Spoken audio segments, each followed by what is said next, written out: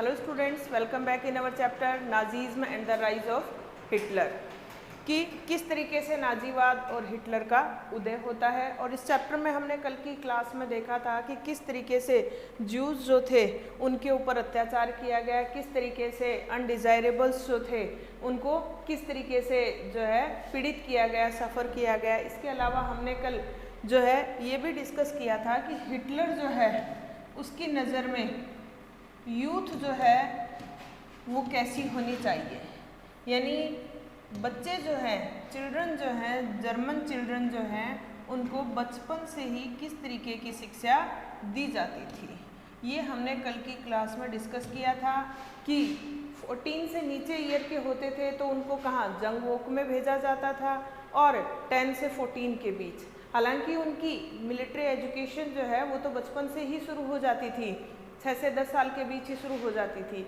लेकिन 10 से 14 वर्ष के बीच वो रहते थे जंग वॉक में और 14 के बाद वो जो है कहाँ चले जाते थे, नाजी पार्टी में चले जाते थे या जो लेबर पार्टी थी उसमें चले जाते थे। और 18 के बाद जो है उनसे एक शपथ ग्रहण करवाई जाती थी हिटलर के सामने हमेशा डेडिकेटेड रहने की। तो ये हमने कल की क्लास में डिस्कस कर लिया था। आज हमें डिस्कस करना है the Nazi cult of motherhood कि नाजीवाद के समय जर्मनी में मातृत्व जो है उसका क्या कल्ट था। तो children in Nazi Germany were repeatedly told that women were radically different from man. बच्चे जो थे नाजी जर्मनी में उनको बार बार ये बताया जाता था कि महिलाएं जो है वो डिफरेंट है किससे, पुरुष से। रेडिकली यानी बहुत ज़्यादा अंतर है कि पुरुष और स्त्री में बहुत ज़्यादा अंतर है। The fight for equal rights for man and women that had become part of democratic struggles everywhere was wrong and it would destroy society. कि अब देखिए उस समय स्त्री पुरुष जो है वो बराबर अधिकार के लिए लड़ रहे थे, तो हिटलर क्या कहता है या नाजी जर्मनी क्या कहती है कि स्त्री पुरुष के लिए बराबर अधिकारों की लड़ाई जो है ये क्या है, had become part of democratic struggles, आज जनतांत्रिक संघर्ष का हिस्सा बन चुकी हैं एवरीवेयर, हर जगह। लेकिन वो क्या है, was wrong and it would destroy society. लेकिन स्त्री पुरुष में भिन्नता है तो उनको बराबर अधिकार अगर मिलेंगे तो क्या होगा, सोसाइटी जो है वो डिस्ट्रॉय हो जाएगी, समाज जो है वो बर्बाद हो जाएगा। While boys were taught to be aggressive, masculine and steel-hearted, girls were told that they had to become good mothers and rear pure-blooded Aryan children. अब देखिए जैसा कि नाजी जर्मनी में क्या सोचा गया, क्या समझा गया या क्या माना गया कि स्त्री पुरुष जो बराबर अधिकारों की डिमांड कर रहे हैं ये गलत है, इससे सोसाइटी जो है क्या हो जाएगी, डिस्ट्रॉय हो जाएगी यानी विनाशित हो जाएगी। तो इसके चलते नाजी जर्मनी में बच्चे जो हैं उनमें भी क्या किया गया, डिस्क्रिमिनेशन किया गया, भेदभाव किया गया कि बॉयज जो हैं उनको लड़कियों से अलग जो है शिक्षा दी जाने लगी।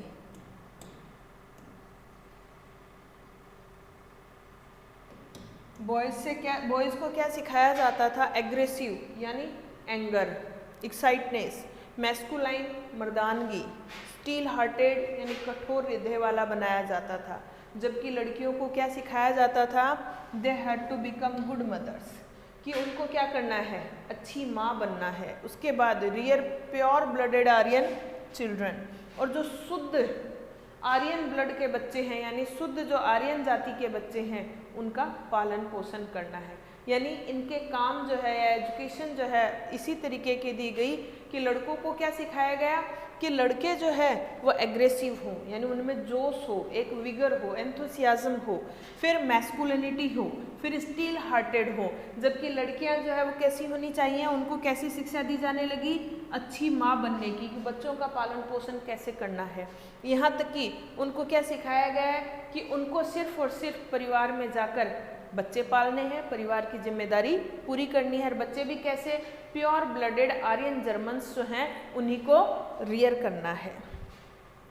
Girls had to maintain the purity of the race, और लड़कियां जो हैं उन्हीं को रेस की प्योरिटी जो है उसको मेंटेन करके रखना है। मीन्स गर्ल्स जो हैं उनको उन्हीं प्योर ब्लडेड से शादी करनी है, बाकी जो अनडिजायरेबल्स जो हैं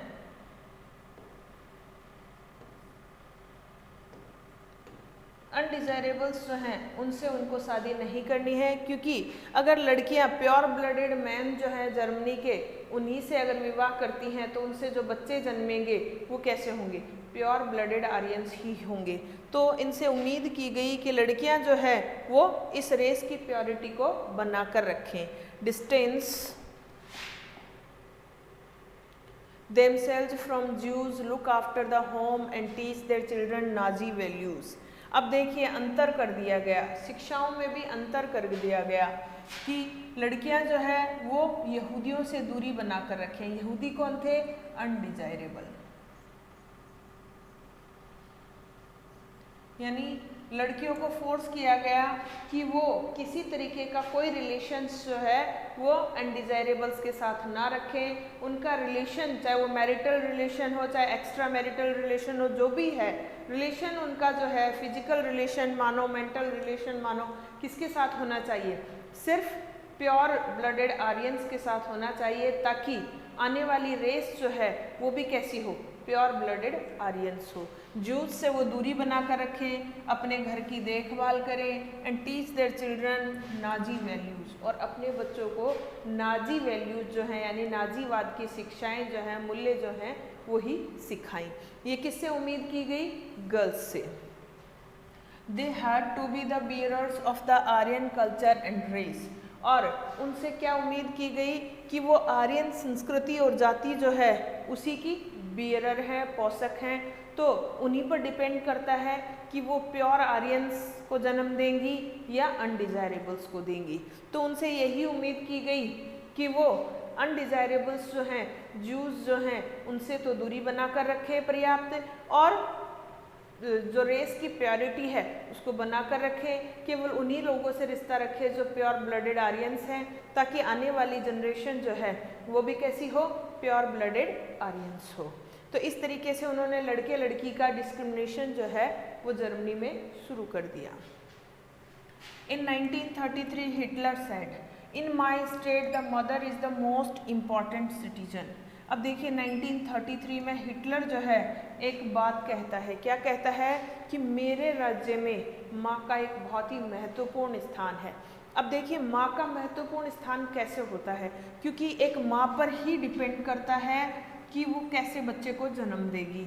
एक मदर जो है वही क्या कर सकती है, प्योर ब्लडेड आर्यन को जन्म दे सकती है, और अगर माँ चाहे तो अनडिजायरेबल का बच्चे को भी जन्म दे सकती है। तो इसने क्या कहा हिटलर ने कि माँ जो है मेरे राज्य में उसका स्थान सबसे महत्वपूर्ण है, क्योंकि वही क्या है, बियरर है प्योर ब्लडेड आर्यंस की। But in Nazi Germany all mothers were not treated equally. लेकिन अब देखिए डिफरेंस आ गया, माँ को सर्वोच्च स्थान तो दे दिया, लेकिन उसमें भी अंतर कर दिया। क्या कर दिया कि सभी माएँ जो है, मदर्स जो हैं, उनको एक जैसा ट्रीट नहीं किया जाता था। सिर्फ उन्हीं माँओं को अच्छे से रखा जाता था या अच्छा व्यवहार उन्हीं माँओं के साथ किया जाता था जो आर्यन रेस को जन्म देती थी, प्योर ब्लडेड आर्यंस को जन्म देती थी, उनको तो रिवार्ड दिया जाता था। इसके अलावा अनडिजायरेबल बच्चे को अगर किसी माँ ने जन्म दे दिया तो उस माँ को क्या किया जाता था, पनिश किया जाता था। Women who bore racially undesirable children were punished, and those who produced racially desirable children were awarded। कि वो महिलाएं जो जातिगत रूप से अनिच्छित बच्चे होते थे, यानी जू है या जिप्सीज है या और अदर कलर वाले बच्चे जो हैं, अगर उनको जन्म दे दिया तो उस माँ को तो पनिश किया जाता था। लेकिन वो जो जातीय रूप से डिजायरेबल यानी प्योर ब्लडेड आर्यंस को जन्म देती थी, उनको अवार्ड दिया जाता था, पारितोषिक दिया जाता था। They were given favoured treatment in hospitals and were also entitled to concessions in shops and on theatre tickets and railway fares. अब देखिए कितना डिस्क्रिमिनेशन जो है वो मदर्स में किया गया। जो माँ अनडिजायरेबल बच्चे को जन्म दे रही है तो उसमें माँ की क्या गलती है? वो तो पिता पर डिपेंड करता है कि बच्चा कैसा होगा। लेकिन जो माँ अनडिजायरेबल को जन्म दे रही है उसको तो बहुत ज़्यादा पनिश किया जाता था।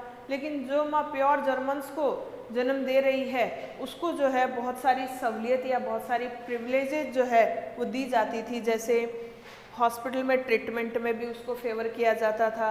इसके अलावा जो है दुकानों में भी उस माँ को कंसेशन मिलता था। थिएटर टिकट जो होती थी उसमें भी कंसेशन मिलता था। रेलवे फेयर्स जो होते थे यानी रेलवे के किराए में भी उस माँ को कंसेशन मिलता था जो माँ प्योर ब्लडेड आर्यन को जन्म देती थी।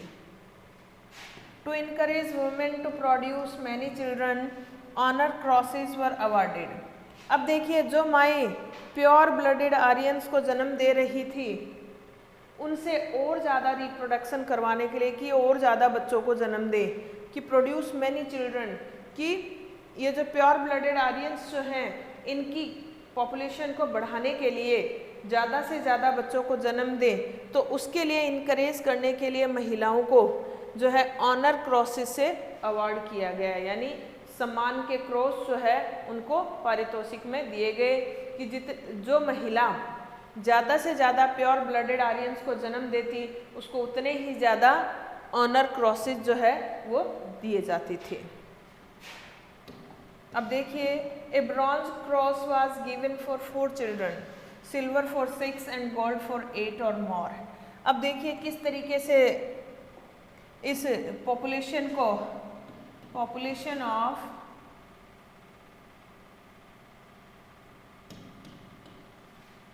प्योर जर्मन्स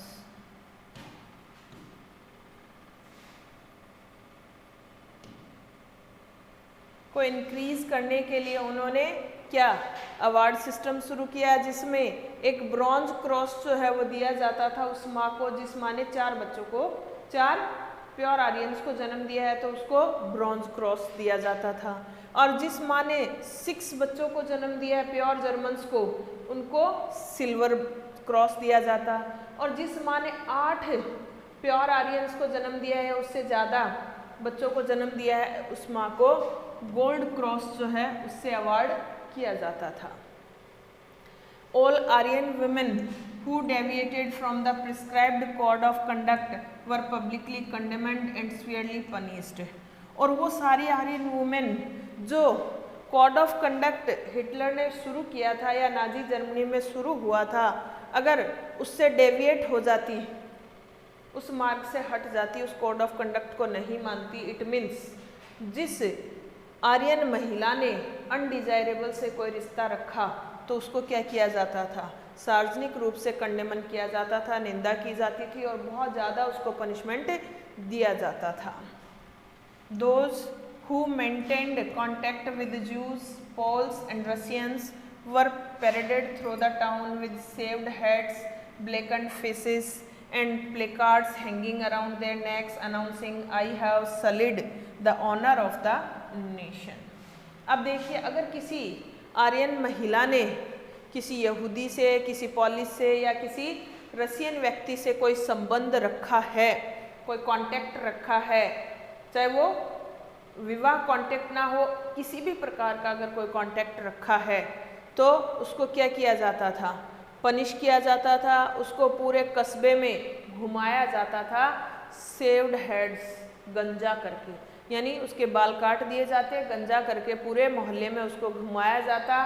फेस जो है उसका पूरा काला कर दिया जाता और गले में एक तख्ती लटका दी जाती थी जिस पर यह लिखा हुआ होता था कि मैंने अपने राष्ट्र के सम्मान को ठेस पहुंचाई है।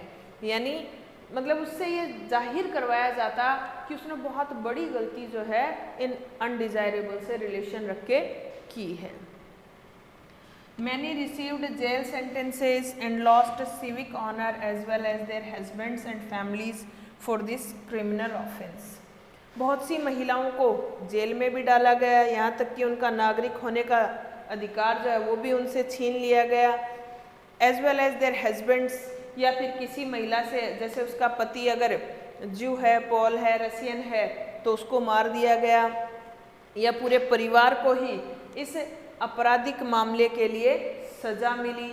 तो इस तरीके से क्या रखा गया कि कोई भी महिला जो है, आर्यन महिला जो है, वो इन अनडिजायरेबल से कोई किसी तरीके का रिलेशन नहीं रख सकती।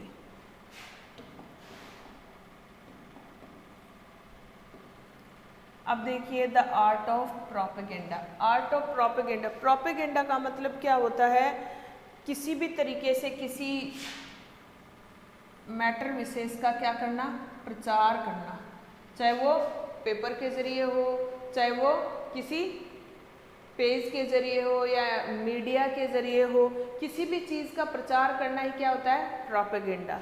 तो यहाँ है द आर्ट ऑफ प्रोपेगेंडा, यानी प्रचार की कला। The Nazi regime used language and media with care and often to great effect. ये नाजी रेजिम जो था, यानी नाजीवाद जो था, ये भाषा का और मीडिया का इस्तेमाल बड़ी सावधानी से करता था और प्राय इसका बहुत ज़्यादा असर भी पड़ता था। The terms they coined to describe their various practices are not only deceptive, कि वो जो भी शब्दावली का इस्तेमाल करते थे अपनी विभिन्न परंपराओं को व्यक्त करने का, वो केवल डिसेप्टिव ही नहीं होते थे, दे आर चिलिंग, वो चिलिंग भी होते थे, यानी जनता को ठंडा भी रखते थे, यानी जनता को गुस्सा नहीं आता था। Nazis never use the words kill और murder in their official communications, क्योंकि नाजी जो है जब भी वो कोई ऑफिशियल यानी अपनी दफ्तरी बातचीत करते, कोई भी ऑफिशियल बातचीत करते, तो उसमें कभी भी किल या मर्डर शब्द का इस्तेमाल नहीं करते थे। Mass killing were termed special treatment.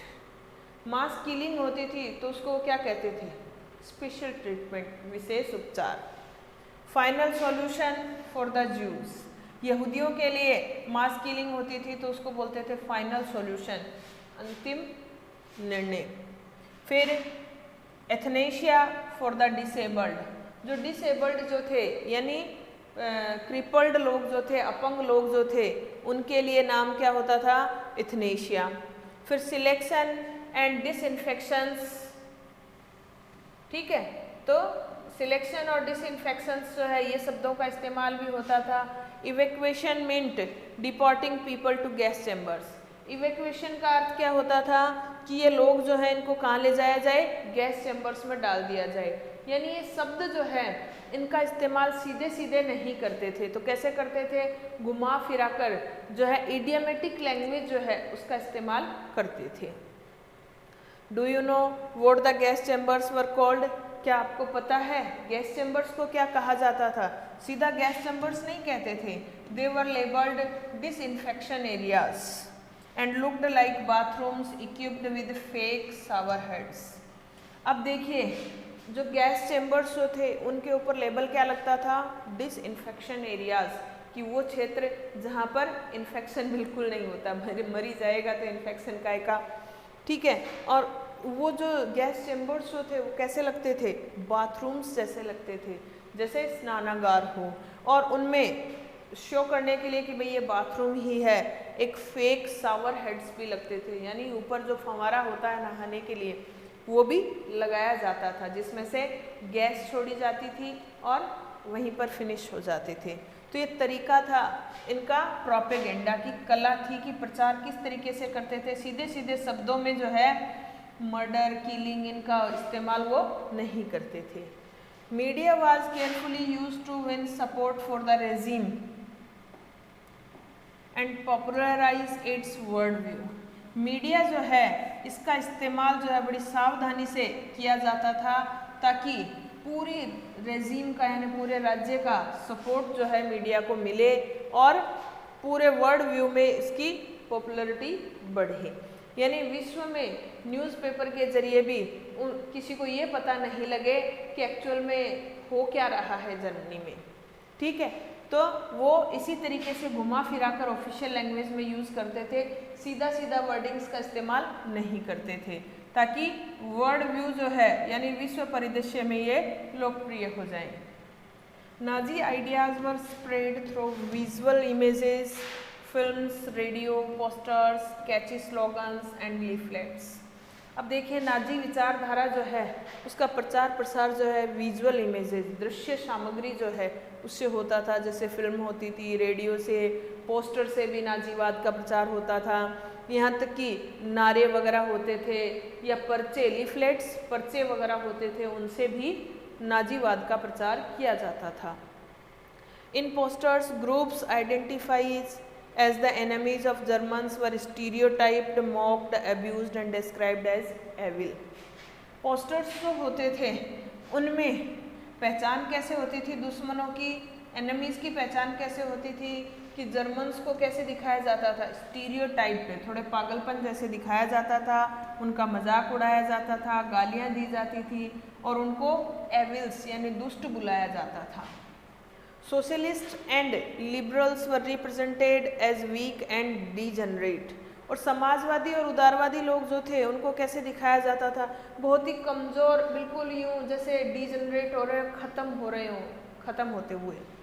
They were attacked as malicious foreign agents, और इन सभी लोगों पर जैसे सोशलिस्ट हैं, लिबरल्स हैं या जूज जो हैं, इन सब पर हमला कैसे किया जाता था, जैसे ये कोई मैलिशियस फॉरेन एजेंट हैं, द्वेष भावना से भरे विदेशी एजेंट हैं। Propaganda films were made to create hatred for Jews, और ये जो प्रचार फिल्में जो थी इनका इस्तेमाल क्यों किया जाता था, क्यों बनाई जाती थी, ये इन यहूदियों से नफरत फैलाने के लिए बनाई जाती थी। The most infamous film was the eternal जू, और सबसे इनफेमस यानी बदनाम फिल्म जो थी, फेमस प्रसिद्ध, इनफेमस बदनाम, तो जो प्रोपेगेंडा फिल्म्स बनाई गई थी यहूदियों से नफरत जगाने के लिए, उनमें सबसे बदनाम फिल्म कौन सी थी, the eternal Jew. Orthodox Jews were stereotyped and marked, और जो पुरानी विचारधारा के यहूदी जो थे वो थोड़े पागल से थे, उनको अलग से मार्क किया गया था, चिन्हित किया गया था। दे वर शोन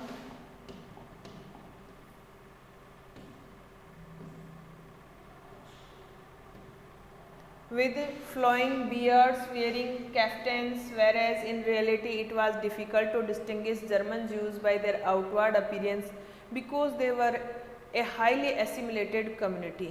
अब देखिए यहूदी जो थे उनको अलग शो करने के लिए क्या किया जाता था, दे वर शोन, यहूदियों को कैसे दिखाते थे कि एक तो उनके दाढ़ी लटकी हुई होती थी, साथ में वो काफ्टेंस, सिर के ऊपर वो गोल वाली एक टोपी होती है ना, जैसे ये हमारा सिर है, ये इंसान का सिर है,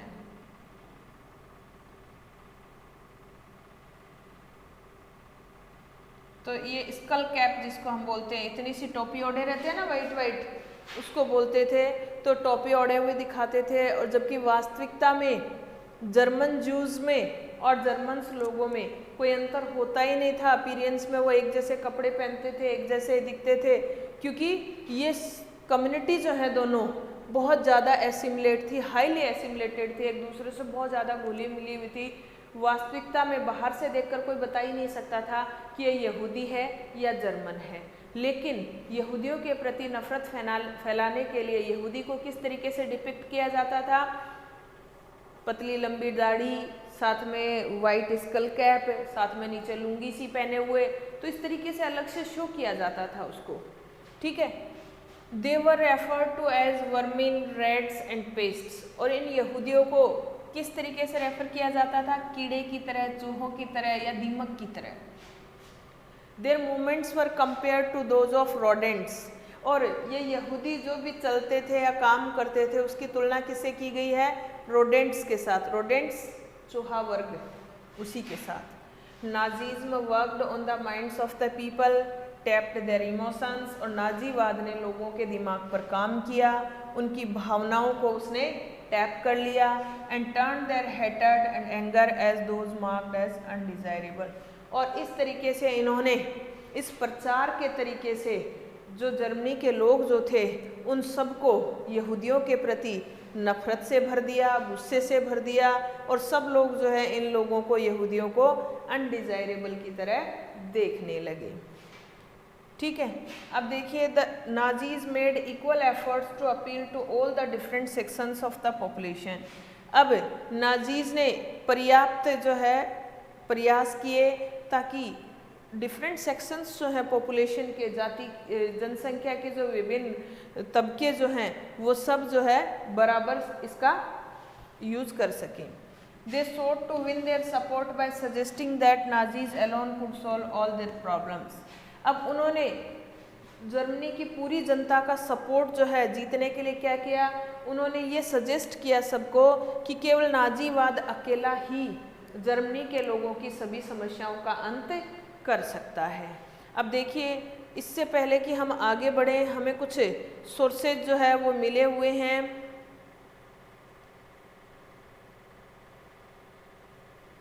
ये देखिए सोर्स जो है, एक तो इस साइड है सोर्स ई, तो देखते हैं सोर्स ई हमें क्या कहता है। In an address to women at the Nuremberg Party rally 8 September 1934, Hitler said कि एक महिला को संबोधित करते हुए कहा, न्यूरेमबर्ग की पार्टी रैली में महिला को संबोधित करते हुए 8 सितंबर 1934 को हिटलर कहता है, क्या कहता है, We do not consider it correct for the woman to interfere in the word of the man in his main sphere। अब हिटलर, जैसा कि हिटलर पहले से ही स्त्री पुरुष को बराबर अधिकार देने के पक्ष में नहीं था, बचपन से ही बच्चों में ही वो ये भेदभाव जो है वो भर रहा था कि लड़कियों का काम क्या है, पुरुषों का काम अलग है, तो महिला और पुरुष जो हैं उनको बराबर अधिकार नहीं हो सकते। तो इसी संदर्भ में जब महिलाओं ने उस समय पूरे यूरोप में ही डिमांड कर रखी थी इक्वल राइट्स की, तो हिटलर जो है एक महिला को, जो न्यूरेमबर्ग में पार्टी रैली चल रही होती है उसमें एक महिला को संबोधित करते हुए कहता है कि we do not consider it correct, हम इसको सही नहीं मानते कि एक महिला जो है वो इस पूरी दुनिया में क्या करे, इंटरफेयर करे, और स्पेशली किस में, पुरुष की दुनिया में इंटरफेयर करे। पुरुष का जो मुख्य स्फीयर है, चार दीवारी है, उसमें यानी पुरुष के मामलों में महिला जो है कोई हस्तक्षेप करे उसको अच्छा नहीं मानते हम। We consider it natural that these two words remain distinct. What the man gives in courage on the battlefield, the woman gives in internal self sacrifice। देखिए कि हम इसको प्राकृतिक मानते हैं, इन दोनों की दुनिया अलग अलग है, किनकी, स्त्री और पुरुष दोनों की दुनिया अलग अलग है। What the man gives, एक पुरुष क्या देता है, करेज ऑन द बैटलफील्ड, कि एक पुरुष जो है उसकी दुनिया अलग है, युद्ध की भूमि में वो साहस का परिचय देता है, जबकि महिला जो है इटर्नल सेल्फ सेक्रीफाइस, अनंत स्वयं का बलिदान करती है, in eternal pain and suffering, और वो अनंत दुख दर्द को झेलती रहती है। Every child that women bring to the world is a battle. हर बच्चा जो महिला इस दुनिया में लेकर आती है, यानी हर बच्चे को जिसको महिला जन्म देती है वो भी एक क्या है, युद्ध है। A battle waged for the existence of her people, एक ऐसा युद्ध जो वो किसके लिए जीती है, अपने लोगों को अस्तित्व में, यानी अपने बच्चे को अस्तित्व में लाने के लिए लड़ती है। तो इनमें अंतर क्या है कि महिला जो युद्ध लड़ती है उसमें उसको चुपचाप दर्द झेलना पड़ता है, पीड़ा झेलनी पड़ती है, जबकि पुरुष जब युद्ध भूमि में युद्ध लड़ता है तो वो पूरे साहस के साथ लड़ता है, और यहाँ पर महिला जो है वो अपना सेल्फ सेक्रीफाइस करके जो है अपने बच्चे को जन्म देती है। तो ये अंतर है और दोनों की स्फीयर में बहुत ज़्यादा डिफरेंस है, तो दोनों को एक दूसरे के स्फीयर में इंटरफेयर नहीं करना चाहिए, ये हिटलर की सोच थी। अब देखिए सोर्स एफ देखते हैं हम कि सोर्स एफ क्या था, क्या कहता है।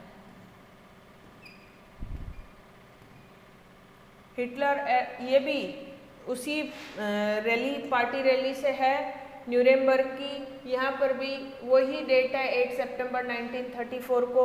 ऑल्सो सेड, और क्या कहता है, the women is the most stable element in the preservation of a folk, कि इस लोक संस्कृति को सुरक्षित रखने में सबसे महत्वपूर्ण या मोस्ट स्टेबल एलिमेंट कौन है, सबसे स्थायी तत्व कौन है, एक महिला है।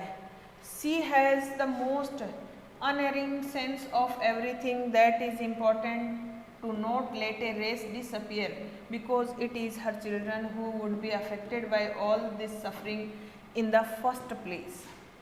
अब वो कहता है कि ये महिला ही हर चीज़ को ध्यान में रखने वाली होती है, हर चीज़ का सेंस जो है, एवरीथिंग का सेंस जो है वो मोस्ट अनएरिंग किस में होता है, महिला में होता है। ये बहुत ही महत्वपूर्ण है कि वो अपनी जो जाति जो है उसको डिसअपियर होना नहीं चाहेगी। क्यों? क्योंकि ये उसी के बच्चे हैं जो इससे प्रभावित होंगे। यानी एक महिला जो है वो अपनी जाति को डिसअपियर नहीं करेगी, उसकी ड्यूटी है कि वो अपनी जाति को और ज़्यादा बढ़ाए, क्योंकि अगर वो डिसअपियर करेगी तो उसमें प्रभाव किस पर पड़ेगा, अफेक्ट किसको होगा, पीड़ा किसको होगी, महिला को ही होगी। क्योंकि पहले स्थान पर महिला जो है अपने बच्चे को रखती है, तो बच्चे को जन्म देना उसके लिए ज़रूरी है। That is why we have integrated the women in the struggle of the racial community। और इसीलिए हमने ये जो जातीय समुदाय का एकीकरण जो कर रहे हैं इसमें हमने महिला को सबसे आगे रखा है। Just as nature and providence have determined so। और ऐसा ही प्रकृति ने भी महिला को ही प्रोवाइड करवाया है कि महिला सबसे महत्वपूर्ण है, क्योंकि प्योर रेस जो है उसको जन्म देने के लिए महिला ही उत्तरदायी है। तो इस तरीके से हमने ये दो सोर्सेज देखे हैं जिसमें हमें हिटलर की महिलाओं के प्रति जो साइकोलॉजी है या मानसिकता है वो देखने को मिलती है। आज हमने देखा कि नाजीवाद जो था, नाजीज्म जो था या नाजी जर्मनी जो था, उसमें महिलाओं की स्थिति कैसी थी, किन महिलाओं को, किस जाति के बच्चों को जो है वो क्या करना था, मल्टीप्लाई करना था, और अगर किसी ने अनडिज़ायरेबल को जन्म दे दिया तो उसको पनिश किया जाता था, और ज़्यादा से ज़्यादा डिज़ायरेबल बच्चों को जन्म देने वाली महिलाओं को क्या किया जाता था, सम्मानित किया जाता था, जिससे वो क्या करती थी, ज़्यादा से ज़्यादा बच्चों को जन्म दे। अब देखिए German farmer you belong to Hitler why, इसको हम डिस्कस करेंगे कल कि जर्मनी का किसान तुम हिटलर को बिलोंग करते हो क्यों, तो इसको हम डिस्कस करेंगे अपनी अगली क्लास में। आज के लिए इतना ही। Ordinary people and the crimes against humanity जो है डिस्कस करेंगे हम अपनी अगली क्लास में। Thank you, have a nice day.